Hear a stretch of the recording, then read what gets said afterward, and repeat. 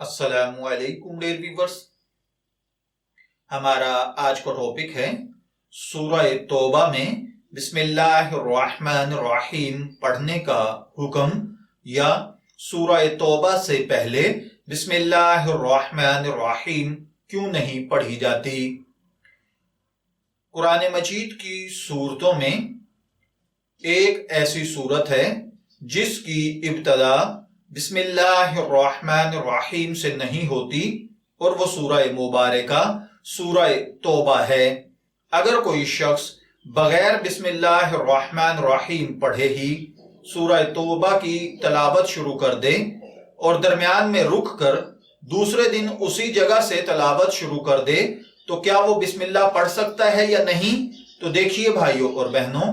سورہ برات جسے سورہ توبہ بھی کہا جاتا ہے، اس کے آغاز میں بسم اللہ الرحمن الرحیم یعنی تسمیہ شریف نہ لکھنے کی وجہ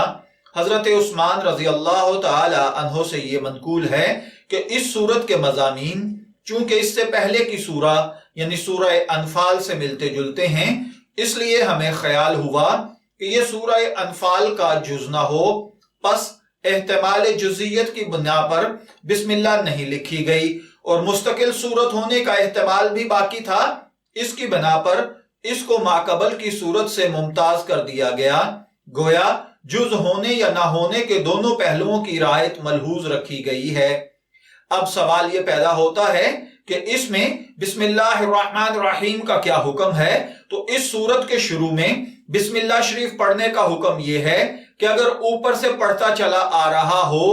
تب تو بسم اللہ پڑھے بغیر ہی سورہ توبہ شروع کر دے،